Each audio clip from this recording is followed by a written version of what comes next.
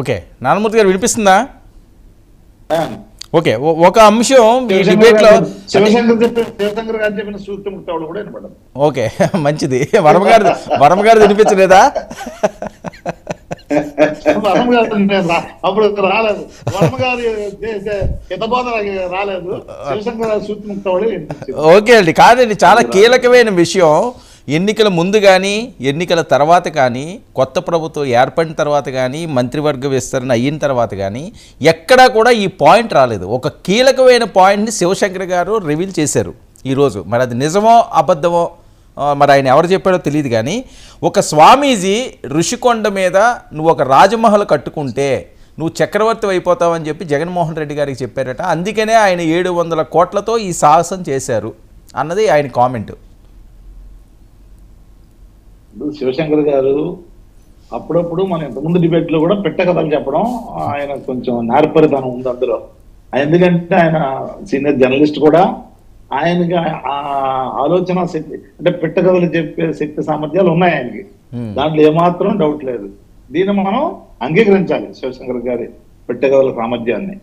నేనేం చెప్తున్నానంటే, ఇప్పుడు ఇవాళ ఏ ఒక్కరూ కూడా ఒక్క మాట మీద నిలబట్ల. దురదృష్టం ఏంటండి, ఏ ఒక్కరు ఒకళ్ళు 500 అంటారు, ఒకళ్ళు ప్యాలెస్లు అంటారు, ఒకళ్ళు 700 అంటారు, ఇంకొంతమంది 1000 అంటారు. అసలు దానికి అయ్యనకు వచ్చేంత మీకు తెలుసా? మీరు చెప్పండి. గోబల్స్ అదే నేను చెప్తా వినండి, మొదలు పెట్టా ఇప్పుడే, అప్పుడే అయిపోలా. గోబల్స్ ప్రచారం చేయడం తప్ప, అన్ని ఫాల్స్ ప్రొపగండాలు చేయడం తప్ప మీకు నిజాలు చెప్పే నైతిక విలువలు ఉన్నాయా అని నేను అడుగుతా ఉన్నా. ఇవాళ ఆంధ్రప్రదేశ్ లో ఇవాళ ఇతర దేశాల నుంచి కానీ, లేదంటే ఈ దేశంలో పెద్దలు ఎవరైనా కానీ, ప్రైమ్ మినిస్టర్ కానీ, ప్రెసిడెంట్ ఆఫ్ ఇండియా కానీ, లేదంటే ఇతర దేశాల నుంచి ప్రెసిడెంట్ ఆఫ్ యుఎస్ కానీ, మిగతా దేశ ప్రధానులు ఎవరైనా వస్తే, ఏ డెలిగేషన్ కన్నా వస్తే ఇక్కడ వాళ్ళు ఉండడానికి ఒక మంచి సదుపాయం ఉన్న ఒక బిల్డింగు విశాఖపట్నంలో ఉందా? మీరు ఇప్పటి వరకు ప్రతిదానికి కూడా చంద్రబాబు నాయుడు గారు ఆ రోజు 14-19లో ముఖ్యమంత్రిగా ఉన్నప్పుడు 7 స్టార్ హోటల్లో పార్క్ హయత్ ఎన్ని డబ్బులు కట్టాడు? ఆ డబ్బులకి ఇలాంటి ప్యాలెస్ వచ్చుండేది కదా. కట్టి ఉంటే మీకు దూరదృష్టి ఉందా? అసలు నిర్మాణాత్మకంగా పోవాలనే తత్వం మీకు ఉందా? సెక్రటరీ కానీ, లేదంటే అక్కడ అసెంబ్లీ కానీ, లేదంటే హైకోర్టు కానీ, ఇవన్నీ టెంపరీ జీవోలతో కట్టినయా కాదా? సెక్రటరియట్ మీరు అడుగుకి ఎంత ఇచ్చి కట్టారు, మొత్తం ఎంత అయింది? ఇట్లాంటి ఒక బిల్డింగ్ రాష్ట్ర ప్రతిష్టను పెంచే విధంగా, బ్రాండ్ పెంచే విధంగా ఒక బిల్డింగ్ ని ఏనాడైనా ఎక్కడైనా కట్టారా మీ జీవిత చరిత్రలో? పవన్ కళ్యాణ్ గారు అంటే 14 సంవత్సరాలు, పాపం ఇప్పుడే అధికారంలో భాగస్వాములు అయ్యారు, ముగ్గురు కలిపితే గానీ మరి ఈ స్థితికి రాలేకపోయారు. విడివిడిగా ఎక్కడ, అది వేరే విషయం.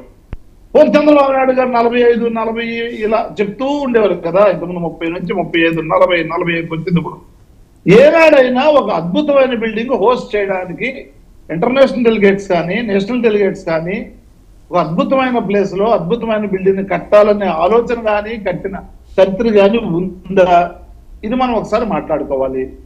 తర్వాత దానికి జీవోలు ఏ విధంగా వచ్చాయి, కోర్టులో ఏం సబ్మిట్ చేశామో, తర్వాత ఆయన ఉన్నట్టుగా సిఆర్జెడ్ నుంచి పర్మిషన్లు ఎలా తీసుకున్నాం, అన్నీ కూడా స్టేట్ గవర్నమెంట్ కానివ్వండి,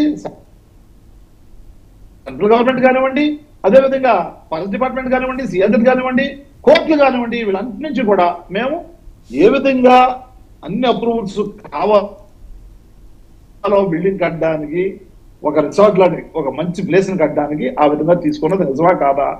గత రిసార్ట్ యొక్క విస్తీర్ణం ఎంత, ఈ రిసార్ట్ విస్తీర్ణం ఎంత? 48,000 చదరపు అడుగులు ఎంత ముందు ఉన్నది. ఇవాళ ఇది 68,000 చదరపు అడుగులు, 7 బ్లాకులుగా కడుతున్నారు. అది గొప్ప గొప్ప వాళ్ళంతా వచ్చినప్పుడు ఉండడానికి ఉంటే మన రాష్ట్ర ప్రతిష్ట పెరుగుద్ది, మన దేశ ప్రతిష్ట కూడా పెరుగుద్ది. ఆ ఆలోచన చేయలేదు కదా, చేసిన వాళ్ళు మీరు అభినందించరు. ఎందుకనిది? తర్వాత అది పర్సనల్ గా కట్టుకున్న బిల్డింగా, లేదంటే ప్రభుత్వానికి కట్టిన బిల్డింగా? ప్రభుత్వాందా పర్సనల్ దా ఇప్పుడు కానీ చెప్పాలి. రెండోది, ప్రభుత్వం అయితే మీరు వచ్చారు కదా, ప్రభుత్వంలోకి వాడండి దాన్ని. అంటే నారాయణమూర్తి గారు ఇక్కడ ఒక అంశం ఉన్నదండి. అంటే నారాయణమూర్తి గారు ఇక్కడ ఒక అంశం వినండి. నారాయణమూర్తి గారు మీరే మాట్లాడితే ఇక్కడ ఒక అంశం ఏంటంటే, అసలు ఆ బిల్డింగ్ దేనికి కడుతున్నారన్నది ఈ రోజు మీరు చెప్తున్నారు, కానీ కట్టినప్పుడు కదా చెప్పాలి. అంత సీక్రెట్గా కట్టాల్సిన అవసరం ఏమున్నది? అదేం సీక్రెట్ ఆపరేషన్ ఏం కాదు కదా. ఇదిగో మేము పలానా రాష్ట్రపతి వస్తారేమో, లేదా పెద్ద పెద్ద గొప్ప నాయకులు రాష్ట్రపతి అవనియండి, ప్రధానమంత్రి అవనియండి, డెలిగేట్స్ అవనియండి, వీళ్ళందరూ వస్తారు. వాళ్ళ కోసం మేము ఇది కడుతున్నాము, మేము ఆర్థిక రాజధాని అనుకున్నాం, మేము నెక్స్ట్ గెలిస్తే మాకు ఒకటి కావాలి కాబట్టి ఆ సముదాయం కడుతున్నారు అని చెప్పి ఏ ఒక్కరు ఎందుకు చెప్పలేకపోయారు? అదే అంటున్నా, సీక్రెట్ దీంట్లో సీక్రెట్ ఏమీ లేదు. ఇప్పుడు కట్టిన డిపార్ట్మెంటే టూరిజం డిపార్ట్మెంట్. టూరిజం డిపార్ట్మెంట్ కట్టేటప్పుడు హోస్ట్ చేయడానికి కట్టింది అది. టూరిజం డిపార్ట్మెంటే ఉంది. ఇప్పుడు పెద్దలు శివశంకర్ గారు కూడా చెప్పారు, టూరిజం డిపార్ట్మెంట్ నుంచి కడితేనే పర్యాటక స్థలం కాబట్టి దాంట్లో అదే కడతారని చెప్పారు, అదే కట్టాం. గొప్ప గొప్ప నేతలందరూ వచ్చినప్పుడు ఉండడానికి అవకాశం ఉండదని కట్టాం. తర్వాత ఇంకోటి అన్నారు వీళ్ళు, మేము వెళ్తే చూడడానికి వెళ్ళలేదు, ఏంటి కార్లు, లారీలు, డంపర్లు, పొక్కులను పట్టుకొని చూడడానికి వెళ్తారా? ఏంది అది? ఇప్పుడు దానికి ఒక సిస్టమ్ ఉంది కదా, మీకు రాజ్యాంగం తెలుసు కదా, ప్రభుత్వంలో ఫార్మాలిటీ తెలుసు కదా, ప్రోటోకాల్ తెలుసు కదా. మీరు ఎందుకు అప్లై చేయలేదు? మేము చూడడానికి వెళ్తున్నాం, పలానా పార్టీకి నాయకుడిని నేను చూడడానికి వెళ్తే ఇంతమంది వస్తున్నాము. ప్రోటోకాల్ ఉంటుంది దేనికైనా. ఓకే, పొలో జనం వచ్చేసి మాపు వచ్చేసి మేము చూడడానికి వెళ్తాం, లోపలికి వెళ్ళేదని జరిగితే ఎవరు పడతారు? లా అండ్ ఆర్డర్ మీరు కంట్రోల్ చేయలేకపోయారు, మీరు ప్రభుత్వంలో ఉన్నారు, మీరు చేతగాని వారు. ఇవే కదా మనం మాట్లాడుతున్న మాటలు.